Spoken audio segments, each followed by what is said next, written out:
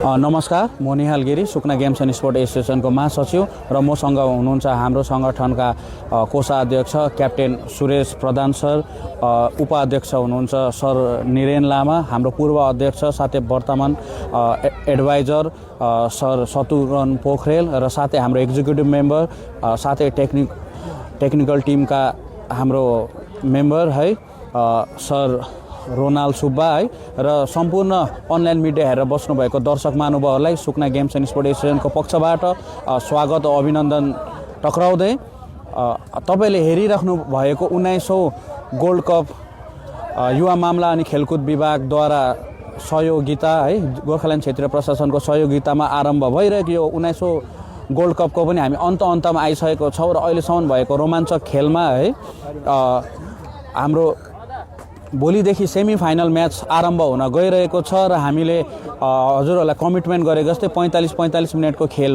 भइरहेको छ।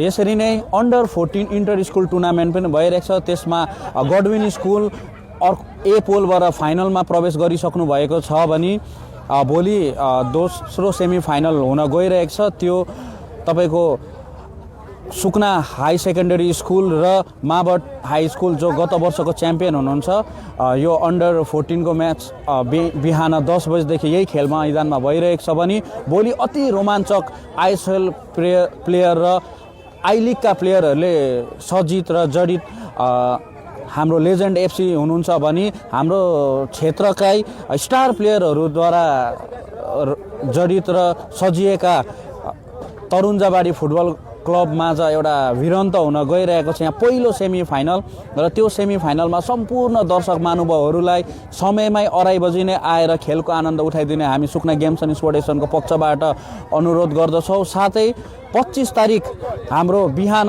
10 बजीदेखि नै रङ्गारङ कार्यक्रम है सुकनाको एउटा दसैँको रूपमा पनि हामी लिँदछौँ है। सुकना गोल्ड कपको फाइनललाई बिहान 10 बजे सुकना भेटरेन्स भर्सेस टिचर युनाइटेड माझ 10 बजी एउटा मनोरञ्जन है एउटा फ्रेन्डसिप म्याच हुन गइरहेको छ। 10 बजी यही खेल मैदानमा फाइनलको दिन हुनेछ र त्यसपछि 12 बजी हाम्रो गत वर्ष चाहिँ माथि हस्पिटल मोडबाट प्राइज जुन हाम्रो ट्रफी डिस्प्ले साथै ब्यान्ड र साथै योपालि एउटा हामीले एट्र्याक्सन के छ भने हामीसँग अस्ति नेवार बोर्डका चेयरम्यान आउनुभएको थियो सर र उहाँले हामीलाई एउटा कोशलीपूर्वक लाखे नृत्य पनि हामीलाई एउटा प्रदान गर्नुभएको छ र लाखे नृत्य को पनि प्रदर्शनी हुनेछ र त्यसको पनि आनन्द उठाइदिने हामी अनुरोध गर्दै त्यसपछि यहाँ 1 बजीदेखि रङ्गारङ कार्यक्रमहरूको साथमा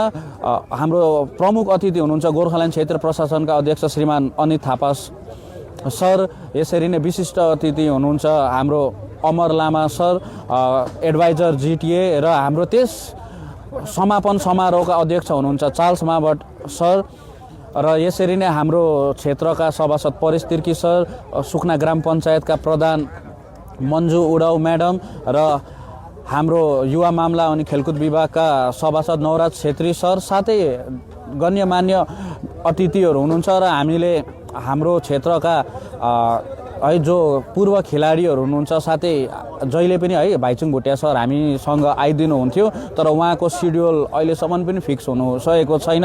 हामी उहाँसित सम्पर्कमा छौँ। सन्जु प्रधान जो राष्ट्रिय खेलाडी हुनुहुन्छ उहाँसँग पनि सम्पर्कमा छौँ। उहाँहरू दुईजनामा कसको चाहिँ सिड्युल मिल्छ उहाँहरूको पनि फाइनलमा आगमन हुने हामी एकदम प्रतीक्षामा छौँ र यति भन्दै सम्पूर्ण खेलप्रेमी महानुभावहरूलाई एकदम समयमै आएर किनभने हामीले हजुरहरूको निम्ति बस्नुको निम्ति कोसिस गरेर बाँसकै भए पनि ग्यालेरी बनाएको छौँ है र हजुरहरू समयमा आइदिनुहोस्। धेरै खचाखच भिड हुन्छ है। यो पुरानो सुकना हाई स्कुलमा पनि धेरै मान्छेहरू बसेर हेर्ने गर्नुहुन्छ है। समयमा आएर आफ्नो जग्गा पनि सुरक्षित राखिदिनुहोस्। सबैजनाले खेलको आनन्द उठाइदिनुहोस्। अहिलेसम्म हाम्रो दर्शक महानुभावले जुन डिसिप्लिन र हजुरहरूको सहयोगले नै सुकना गेम्स एन्ड स्पोर्ट एसोसिएसन साथै सुकनावासीले यति राम्रो खेल आरम्भ गर्न गइरहेको छ र यति भन्दै हजुरहरूबाट बिदा लिँदै हामी भोलि भेट्नेछौँ पहिलो सेमी फाइनल यही खेल मैदानमा 2 बजी। धन्यवाद।